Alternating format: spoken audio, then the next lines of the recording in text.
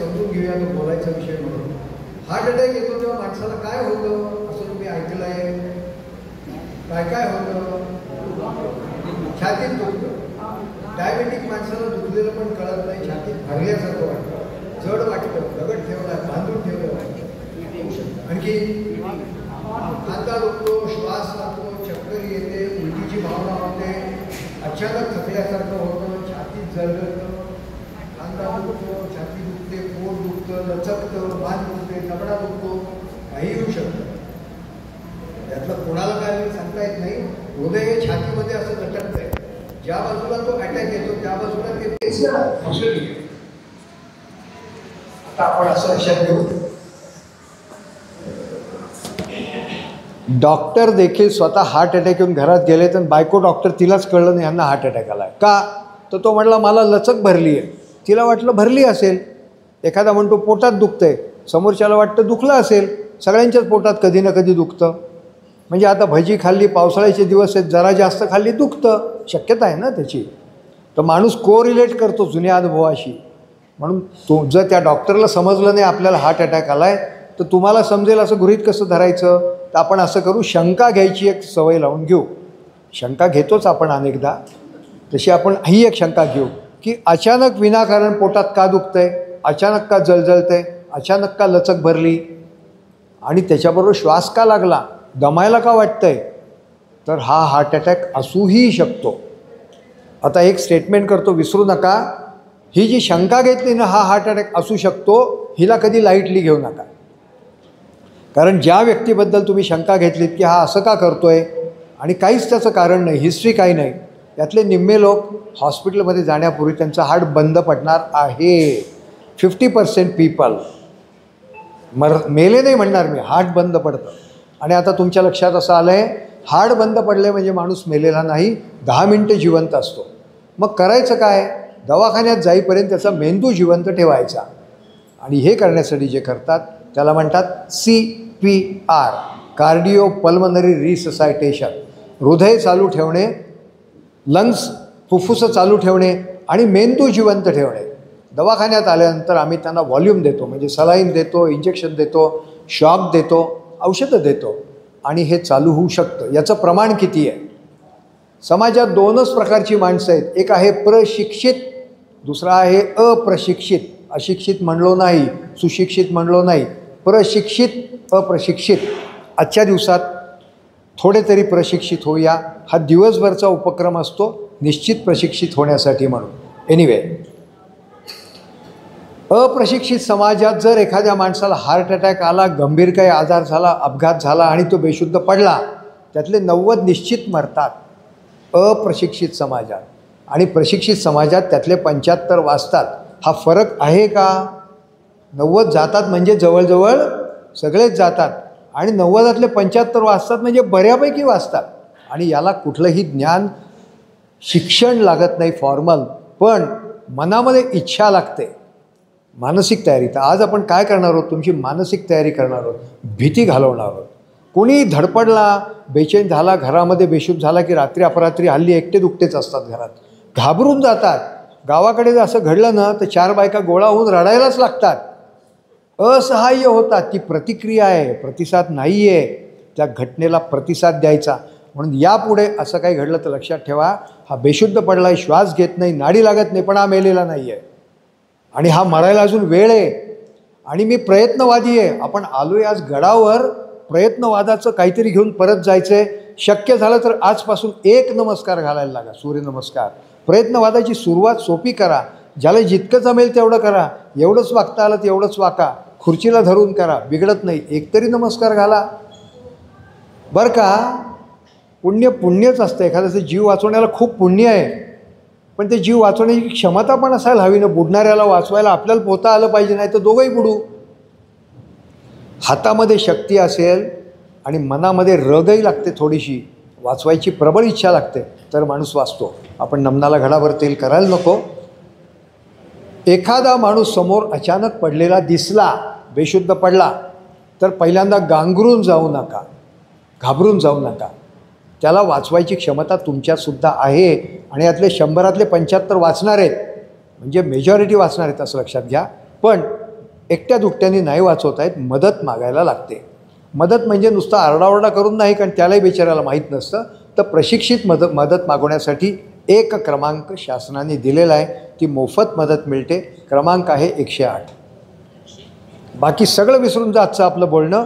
जर असं तुम्हाला वाटलं हा माणूस पडला आहे आणि हे दुखणं किरकोळ नाही आहे, गंभीर आहे. किरकोळ आणि गंभीर एवढं तर सगळ्यांना कळतं, आपण सगळे किमान तेवढे शिकलेलो आहोत.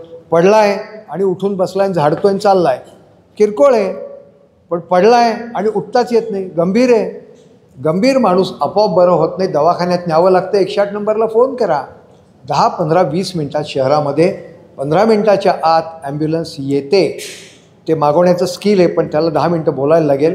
पण किमान 108 नंबरला फोन करा. पुरेशी बॅटरी असावी, त्याला लोकेशन द्यावं, येण्यासाठी मदत करावी.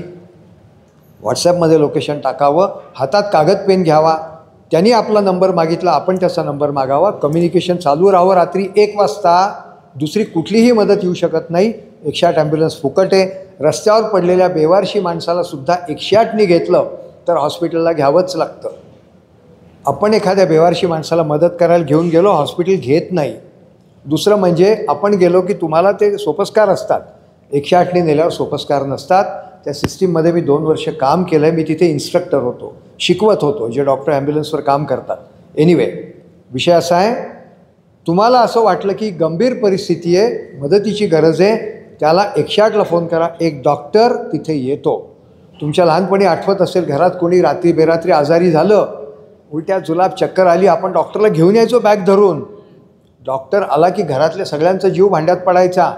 त्याने औषध इंजेक्शन दिलं की खूप बरं वाटायचं. पण तो जो म्हणला की अरे याला सलाईन लावायला हवं आहे, त्याला घेऊन जा, किंवा याला ऑक्सिजनची गरज आहे, याला घेऊन जा, तेही आपण करायचो. ती कडी आहे. डॉक्टर येणं, औषध इंजेक्शन देणं, सलाईन लावणं, ऑक्सिजन मिळणं, जगण्याची शक्यता वाचली, खूप वाढली. 5वी गोष्ट, मोठ्या दवाखान्यातनं ॲम्ब्युलन्स आणायला पाहिजे. आणि 6वी गोष्ट, मोठ्या दवाखान्यात म्हणजे सिव्हिलला न्यावं लागतं, टर्शरी हॉस्पिटलला. मग ते ससून असो नाही तर दीनानाथ असो, जे काय असेल ते, जे असेल, या सगळ्या गोष्टी 108वर येतात. डॉक्टर येतो, औषध आणतो, सलाईन तिथेच लावतो, ऑक्सिजन देतो. ॲम्ब्युलन्स पण त्याच्याबरोबर आहे. तो दवाखान्यात नेतो, ॲडमिट करून टाकतो. आणि ॲडमिट केल्यानंतर दुसऱ्या दिवशी 108च्या ऑफिसमधनं फोन जातो, काल पेशंट आला, त्याची स्टेटस काय आहे. एवढी मोठी सिस्टीम सरकारने उभी केली आहे. तुमच्या शेजारी दुसरं हॉस्पिटल असेल, ॲम्ब्युलन्स येणार असेल, तुम्ही पैसे देणार असाल ते करा. पण 108च्या या सगळ्या कृतीमध्ये एकही पैसा इन्व्हॉल्व नाही आहे. वापरा, सिस्टीम उभी केलेली आहे. एनिवे, हा विषय समजला. हातात कागद पेन घ्या. डॉक्टरचं नाव, नंबर आणि लोकेशन तुमच्याकडे असेल. समजा 10 मिनटं झाली, आला नाही, फोन करू शकाल, कुठे आहात तुम्ही. यत कदाचित तो म्हणला मी येऊ शकत नाही, परत 108ला फोन करा. अमुक नावाचा, अमुक नंबरचा, अमुक लोकेशनचा येत नाही, दुसरा पाठवा. 945च्या आसपास ॲम्ब्युलन्स महाराष्ट्रात आहेत. बरोबर दुप्पट होणार आहेत. 1000 ॲम्ब्युलन्स येणार आहेत. गेल्या 8 दिवसापूर्वीच गोष्ट झाली. झोनल मॅनेजरनी फोन केला, आपल्याला 3000 डॉक्टर नवीन घ्यायचे आहेत, आपल्याला थोडी मदत लागेल, कारण यांना रिक्रूट करायला प्रोसेस आहे. 15 दिवसाचं ट्रेनिंग असतं, जे तुम्हाला आपण आत्ता 15 मिनटात शिकवणार आहे. ते आमचं 15 दिवसाचं ट्रेनिंग डॉक्टरचं आहे. एनिवे, हा माणूस इथे पडला आहे आणि झुडपं आहेत. मी पाहिलं तर खरं, पण जाताना कन्फर्म करावं की तिथं आणखीन काही दुसरी भानगड नाही माझ्यासाठी. नाही तर मी गेल्यावर मलाही चावायला कोणी बसलं असेल तर मी काळजी घेतली पाहिजे. या जगात दुसऱ्याचा जीव वाचवणं पुण्य आहे, पण त्याचा जीव वाचवण्यासाठी आपला जीव धोक्यात घालणं बावळटपणा आहे. आपल्या कुटुंबाला आपण हवे असतो बरं का. भांडणं रोज होत असू देत घरात, तरी हवेच असतो आपण. जाताना कन्फर्म करा की मी सुखाने तिथे जाईन. द सीन इज सेफ, सुरक्षित आहे. म्हणून थोडं नाटक आत्ता आज करू आपण, त्यावेळेला खरं खरं करा आणि बघा की सेफ आहे का. जाताना पळत जाऊ नका, धडपडतात, साडी बिडी असेल पाय अडकतो, चप्पल असते स्लीपर घसरते, तिकडे एक पडलाय, लोक म्हणतील मगाशी एक होता, आता 2 पडलेले दिसतात. तसं करू नका. सावकाश जा, पटपट जा. आणि त्या माणसाला मदत करण्यासाठी आपल्याला त्याच्या शेजारी बसावं लागतं. तर बसायची जी पोझिशन याला म्हणतो चेस पोझिशन. इथे बसता येणार नाही का, इथं बसता येईल, पण खऱ्या माणसाच्या तंगड्यावर कुठे बसू, पेक्षा इथं बसलेलं बरं नाही का. बसून करायचं काय असतं. डॉक्टर तुम्हाला पहिला प्रश्न विचारतो, काय झालं आहे. म्हणजे ॲक्सिडेंट झाला असेल तर पोलिसला सांगायला हवं. माहीत नाही, ठीक आहे, दॅट्स ओके. मग विचारतो, माणूस शुद्धीवर आहे का. ही कडी आहे समजून घेण्याची. कॉन्शियस और अनकॉन्शियस, रिस्पॉन्सिव्ह अनरिस्पॉन्सिव्ह. तर कसं कळेल हा शुद्धीवर आहे का नाही? चला 2 हात वर घ्या, असे दाखवा मला, स्वतःला टॅप करा. हे जरा अवघड आहे, क्रॉस करून केलं सोपं पडतं. एवढं केलं तरी पुरे. आपण गणपतीत आरत्या म्हणतो तसं खूप वेळा करायची गरज नाही, 2दा जरी केलं तरी पुरतं. आणि विचाराल काय, बरं आहे का, डोळे उघडा, आर यू ओके, बघाल कुठे? डोळ्याकडे. जर डोळे उघडत नाही, हालत नाही, बोलत नाही, शुद्धीवर आहे का बेशुद्ध आहे? समजलं? आत्ता इथे तुम्ही दोघे असाल तर समोरच्याला सांगा, तू 108ला फोन करून ॲम्ब्युलन्स मागव. मी एकटाच असेन तर मोबाईल काढीन, लाऊडस्पीकरवर ठेवीन, 108 ऑन करीन, हे पण करीन ते पण करीन, बोलत राहीन, ऐकत राहीन. जमतं की नाही? एकटं जरी असलं तरी आपण वाचवू शकतो बरं का. पण समजा तिकडे लांब कोणी दिसतो, तुम्ही हाक मारीन, हॅलो येता का, जरा मदत हवी आहे. माणसं येतात बरं का, शत्रूसुद्धा येतात मदतीला. ते म्हणतात हे आता संपलं की परत काठ्या घेऊ, पण आत्ता मदत करीन तुला. तो पुढचा विषय असतो त्यातला. एनिवे, दुसरा असेल त्याला काम द्या, नसेल तर आपणच करा. 108ला फोन लिंक झाला की तिथली रिसेप्शनिस्ट असं म्हणते, बोला काय मदत करू, काय झालं आहे?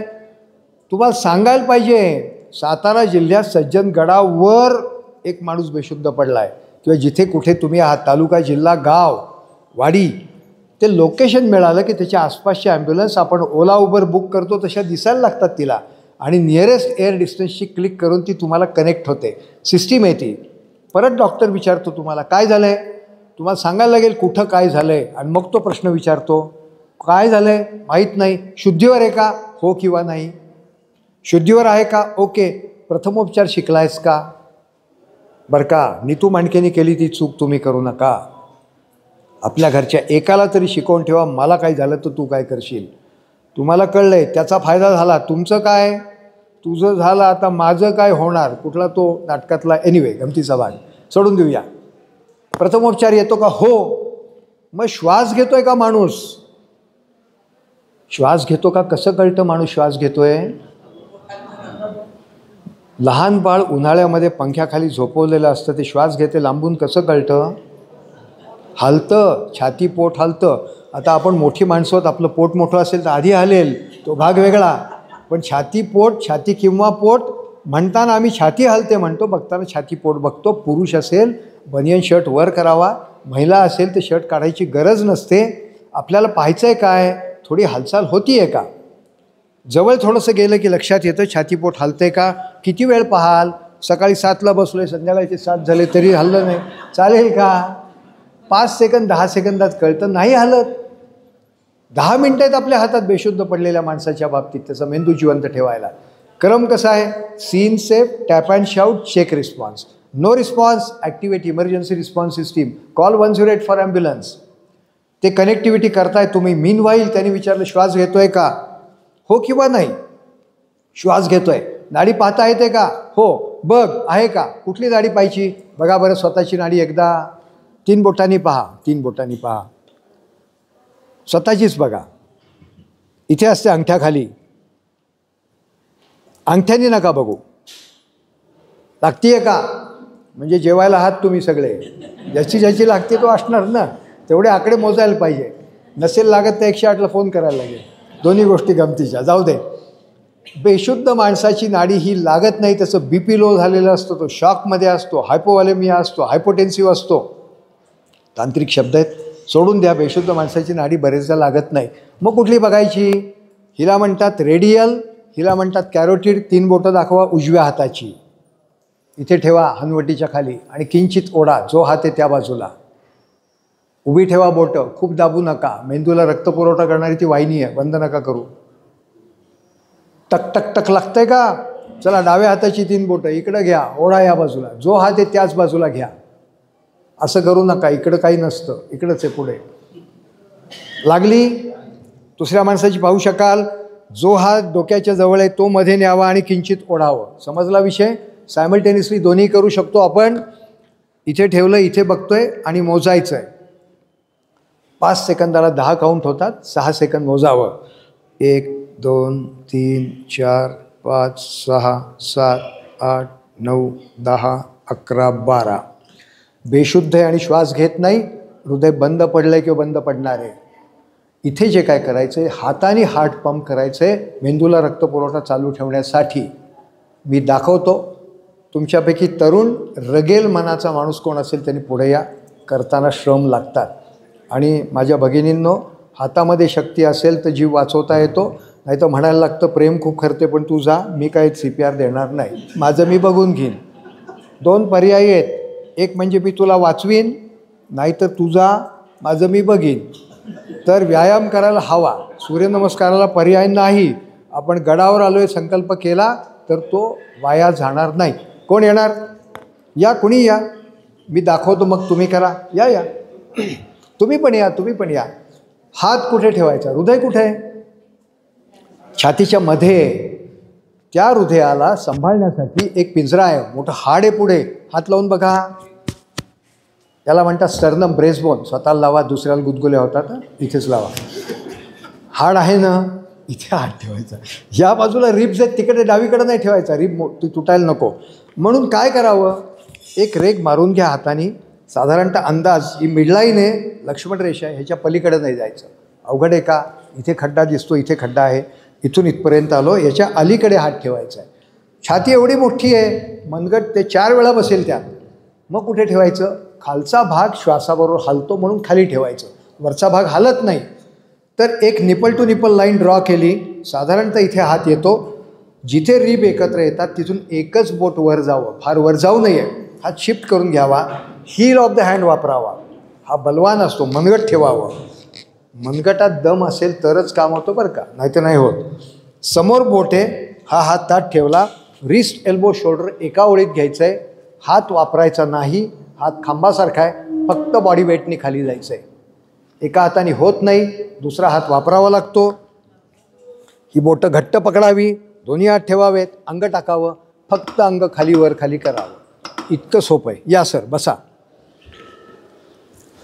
सर, तुमचा सेलफोन असेल तर खुर्ची घेऊन घड्याळ लावा त्याचं, म्हणजे आपण त्याचं एक टायमिंग लिमिट पडेल. बसा. आता आपण यांनी काय काय केलं आहे? झोपलेला माणूस गेला आणि डायरेक्ट CPR सुरू केला असं नका करू. आधी सगळं बघायचं, शुद्धीवर आहे का, श्वास घेतो का. श्वास घेत नाही आणि शुद्धीवर नाही तरच CPR द्यायचा आहे बरं का. नाडी लागत असेल तरी CPR देत नाही. श्वास घेत असेल तरी CPR देत नाही. नाडी असते तेव्हा श्वास चालतो. नाडी बघता नाही आली तरी हरकत नाही. श्वास घेत असेल तर देऊ नका, श्वास घेत नसेल तर द्या. सर, ड्रॉ करा लाईन. एक लाईन अशी ड्रॉ करा, एक लाईन अशी ड्रॉ करा. हा मिड पॉईंटला हील ऑफ द हँड ठेवा. बरोबर. आता हा रिस्ट एल्बो शोल्डर एका ओळीत आला. साधारण सेंटर आपण सांभाळतो. इथून लांब असेल तर थोडा हात शिफ्ट केला. करेक्ट. हा हात ताट झाला. हा असाच ठेवायचा. दाबून बघा एका हाताने. जरा अवघड आहे, दुसरा हात घ्या मदतीला. बोटं पकडा, घट्ट पकडा. पकडा बोटं. उचला. बोटं नाही, पकडा. बोटं पकडा पहिली. पकडा. उचला. बोटं उचला. नाही, हात नाही उचलायचा. ठेवला तो ठेवला. हां. आता हे या पुढे, हे या पुढे. हा लॉक करा. एल्बो लॉक करायचे असतात बरं का.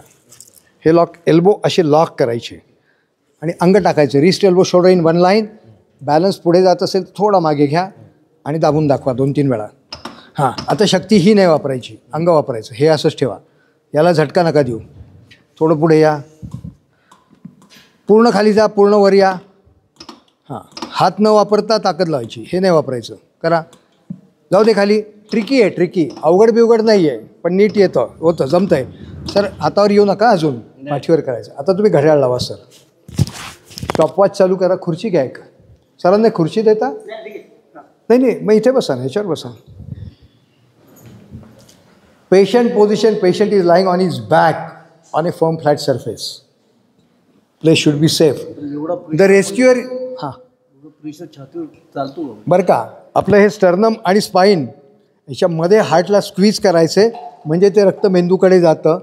मिनटात 100 ते 120 वेळा. आपण 110चं स्पीड लावूया, म्हणजे मेंदू मरत नाही. अर्धा तास, पाऊण तास दवाखान्यात जाईपर्यंत मरत नाही. तासभर लागला तरीसुद्धा. फक्त पहिली 6 मिनटं एवढंच पुरतं. नंतर श्वास पण द्यायला लागतो, कारण रक्तातला ऑक्सिजन कमी व्हायला लागतो. तर इनिशियली याला हँड्स ओनली कंप्रेशन म्हणतात किंवा कंप्रेशन ओनली लाईफ सपोर्ट. हे तांत्रिक शब्द आहेत. Hands only CPR, hands only compression, compression only life support. पहिली 6 मिनटं चालू शकतं. नंतर ऑक्सिजन कमी झाल्यावर श्वास पण द्यायला लागतो. तुम्हाला दाखवूया आपण. सर, आता एक स्पीड तुम्हाला देतो मी, तो ऐकून ठेवा. सर तिकडून तुम्हाला रेडी 3, 2, 1 स्टार्ट म्हणतील तेव्हा सुरू करा. 30 कंप्रेशन करा आणि थांबा. मग घड्याळ लावतील सर स्पीड किती होत आहे तो बघण्यासाठी. आधी तुम्ही स्पीड ऐकून घ्या, आत्ता करू नका. 1, 2, 3, 4, 1 and 2 and 3 and 4, 1, 2, 3, 4. लक्षात आलं स्पीड. साधारण हात बिलकुल वापरायचे नाहीत, लॉक करायचे. पुन्हा एकदा सांगतो, बायसेप आणि ट्रायसेप डेव्हलप करायला लागतात, त्याच्याशिवाय CPR देता येत नाही.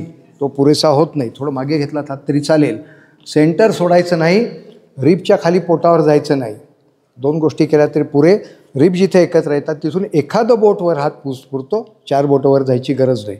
सर तुम्ही विचाराल रेडी 3, 2, 1 स्टार्ट. स्टार्ट म्हटलात की 30 तुम्ही मोजा आणि 30ला थांबा. सर तुम्ही यांच्यावर मोजा बरं का, चुकून विसरायला नको. रेडी 1, 2, 3.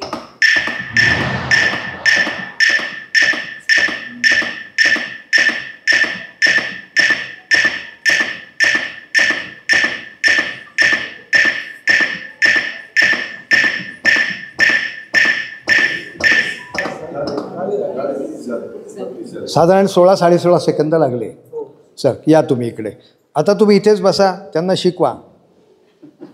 का माहिती आहे का तुम्हाला, रस्त्यावर तुम्ही जेव्हा एकटेच असाल, तुम्ही एकटे अर्धा तास देणार का? आता हे आले ताकदवान दिसताय ते देऊ शकतील, पण ते मला नाही येत, मला भीती वाटते. अरे मी सांगतो ना तुला, सर पायाशी बसा तिकडे, तिकडून बसा. हां सिम्पल. का भरती का? त्याला एक लॉजिक असतं, त्याला एक अल्गोरिदम असतो, त्याला एक प्रोटोकॉल असतो. तो फॉलो केला की चुका कमी होतात, म्हणून करायचं. आता एवढा तगडा माणूस दिसला आणि म्हणायचं जरा हळू कर.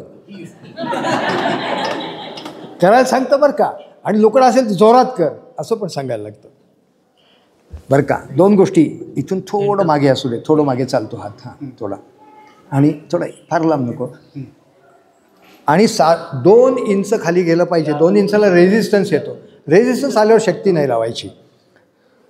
हां बोटं पकडा सर, बोटं पकडा, उचला. हां जमतंय, छान जमतंय सर. आता तुम्ही घड्याळ लावाय, कोण लावतंय?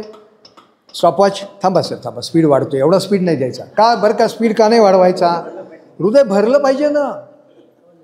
ते रिकामच काय करायचं त्याचा ढोल वाजवून. वर आलं की भरतं, खाली गेलं की रिकाम होतं. म्हणून एका मिनिटात 120पेक्षा जास्त करून चालत नाही. त्याच्यानंतर तो टॅकीकार्डिक होतो, फील होत नाही. आपण केलं असं वाटतं, मेंदूला काही मिळत नाही. तसं नाही करायचं. हे परत सांगा. म्हणजे आपण हात वर घेतला तर ब्लड फ्लो येतो, आणि खाली म्हणजे दाबलं तर मग ब्लड फ्लो जातो. हार्ट आहे पिशवी. व्हेरी की पॉईंट. दाबलं रिकामं झालं, उचललं भरलं, भरलं रिकामं, भरलं रिकामं, भरलं रिकामं, भरलं रिकामं. मिनिटाला 120 जास्तीत जास्त. 100 ते 120 हे स्टॅटिस्टिकली फाउंड फिगर्स आहेत. आपण 110 टार्गेट केला आहे. थोडी एरर राहणार. एखादं 105 करेल, 115 करेल. हा आपण 110चा स्पीड लावू. कोण घेते? घड्याळ लावताय तुम्ही, लावताय तुम्ही. स्टार्ट म्हणलं की सुरू करतील. 30 काउंट करा आणि थांबा बरं का. मुलींपैकी रगेल कोण आहेत? चला या पुढे. मनाने रगेल पाहिजे बरं का, बोलायला रगेल नको, मनाने रगेल पाहिजे. सर थोडं पुढे या, पुढे. हां म्हणजे अँगल. आपल्याला गोधडीला साबण नाही लावायचा. खाली हातोडा कसा खिळा मारतो, स्ट्रेट डाऊन, तसं आहे. का माहिती का? हार्ट आहे खाली, तुम्ही वेफर्स पुढे करताय. त्याचा काय उपयोग? फाफडा बनवून त्याचा उपयोग नाही. आपल्याला बरोबर खाली जायचं. सर घड्याळ लावताय. 1, 2, 3 स्टार्ट. स्पीड घ्या सर, स्पीड घ्या, फार नको. हा घ्या, हा स्पीड घ्या, स्पीड घ्या, थोडा स्पीड घ्या, स्पीड घ्या. हे मनात डोक्यात बसायला लागतं बरं का, म्हणून बरेच वेळा करून घ्यावं लागतं. झाले, गुड. ताई बसा. सर थोडा वेळ थांबा, यांचं चुकलं तर करेक्ट करा. पहिली लाईन ड्रॉ करायची बरं का. इथून एवढं हे AP to CP sternum. Sternum एवढं आहे. नाही इथपर्यंत जाऊच नका, इथून सुरू करा. एक दुसरं निपल टू निपल, हा जन साधारण. आणि इथून एक बोट वर पाहिजे. लेफ्टी हात का तुम्ही का? नाही नाही बरं का, जो कम्फर्टेबल हात असेल तो, जो बलवान असेल. मी सांगितलं एक मार मुस्कडात, तर डाव्या हाताने मारता येईल का?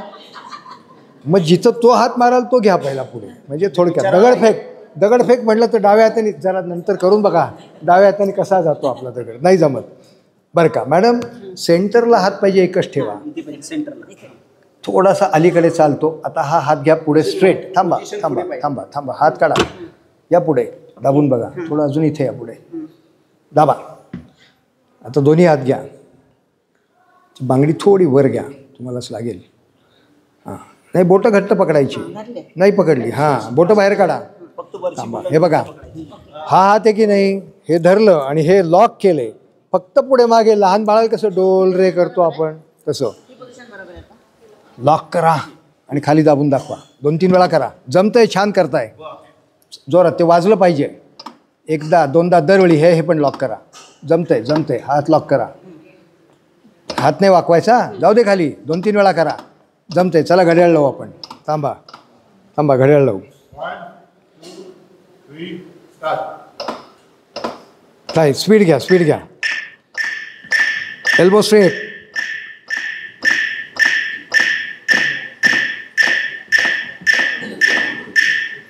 दरवेळी वाजलं पाहिजे, घाई नको. चालू दे. झाले का 30? आता कोण रगेल माणूस या बरं. हँड्स ओनली CPR करू 2 मिनटं. नाही नाही नाही नाही 2 मिनटं करायचंय. नाही, नको, त्यांना करू दे. तुम्ही बघा बघा आणि मग करा. सर या 2 मिनटं घड्याळ लावा. याला म्हणायचं हँड्स ओनली CPR. ज्याला श्वास देता येत नाही, जो ट्रेंड नाही, त्यांनी हे तरी करावं. पहिली 5-6 मिनटं हे करता येतं, मग मात्र ब्रेक द्यावा लागतो. ते पण शिकवतो तुम्हाला. सर कॉलेजला गेला आहे ना? लाईन मारली आहे? लाईन अहो इथे लाईन, अहो ते नाही हो, तुम्ही काहीतरी वेगळं बोलताय. मी तुम्हाला म्हणतो इथे लाईन मारा. अहो थांबा, लाईन मारा. इकडे एक लाईन मारा. ही लाईन म्हणतोय मी, तुम्हाला काय वाटलं? नाही सर, लाईन मारतो. एक हात ठेवा. हां, या पुढे सरळ. हात थोडा खाली गेला चालेल, सरळ ठेवा. हे बोट राईट अँगल पाहिजे. एका हाताने दाबा दाबा. जमतंय, दोन्ही हात घ्या. बरं, घड्याळ लावायचे 2 मिनटं. सर तुम्ही मोजणार आहात, मोजायचं बरं का, तुम्ही पण मोजा. 100 दर मिनटाला 100 ते 120चा स्पीड आहे. 2 मिनटात सुमारे 200-225 होईल. This is called as calls, compression only life support. 2 मिनटं झालं की परत बघायचं श्वास घेतोय का. दर 2 मिनटांनी थांबायचं, बघायचं if there are science of life, जिवंत झाला आहे का. झाला असेल CPR नाही द्यायचा. मध्येच जर त्यांनी डोळे उघडून विचारलं काय करतोय, तर म्हणायचं थांब 2 मिनटं होऊ दे. असं म्हणू नका, थांबायचं. नाही तर 2 मिनटं सांगितलं, 2 मिनटं द्यायचंच, असं नाही करायचं. तो जिवंत झाला आहे. बरं सर, तुम्ही स्टार्ट म्हणलात की सुरू करू? 1, 2, 3, स्टार्ट. सर घाई होतीये, घाई नको. ओय वर या, पूर्ण वर या, पूर्ण वर या. स्पीड मेंटेन करा. पुढे सरका, मागे आलाय थोडे, राहू दे खाली. झटका येतोय जरा, झटका नको. एल्बो हलतायत. पूर्ण वर या, पूर्ण वर या. वर आल्याशिवाय भरत नाही हात. नुसतं दाबून नाही उपयोग. वर आलं पाहिजे, खाली गेलं पाहिजे. 2 ते 2.4 इंच.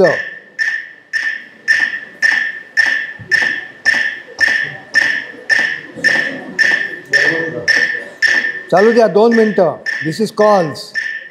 एवढं केलं तरी वाचायची शक्यता वाढली, मेंदू मरणार नाही. पहिली 6 मिनटं हे चालतं.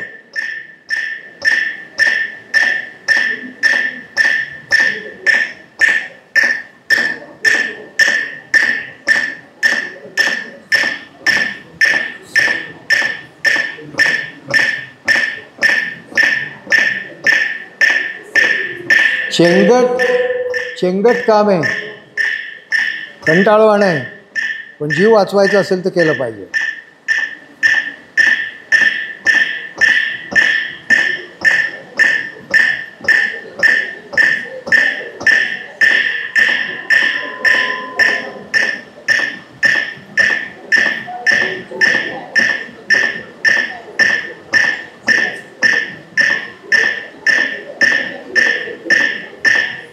कोणाला तरी घड्याळ घेऊन समोर बसवायचं, नाही तर घड्याळ चालू ठेवायचं.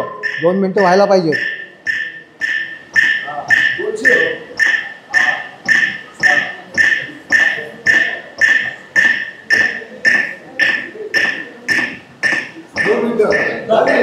थांबा. कष्टाचं आहे का हो थोडं? आनंदाचं आहे. नाही पण कष्टाचं आहे का? आहे. कष्टाचं आहे. तो माणूस कसा दणकटे माहीत नाही आपल्याला. धन्यवाद. यांच्यासाठी टाळ्या वाजवू आपण. एक स्किल समजलं. आता याची प्रॅक्टिस करून घ्यायला लागते. 15-20 लोकांना 2, 4, 5 तास लागतात. त्याच्याशिवाय ते होत नाही. आता दुसरं स्किल 5-6 मिनटानंतर ब्रेक करू. 5 मिनटं राहिली आहेत ना. ओके. आता आणखीन एक स्किल आहे.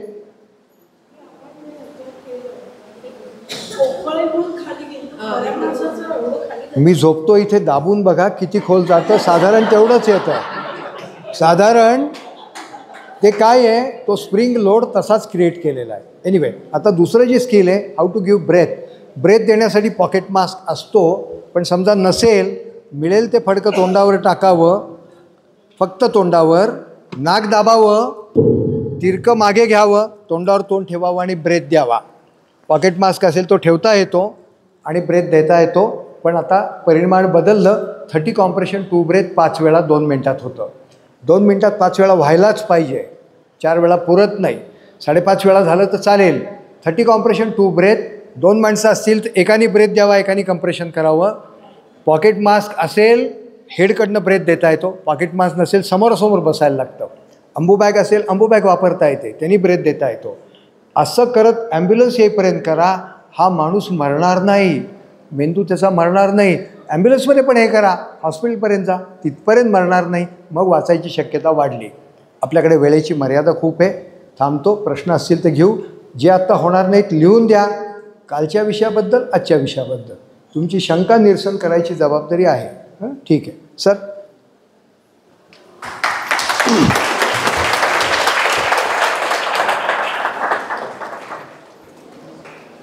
रक्तदान जीवनदान.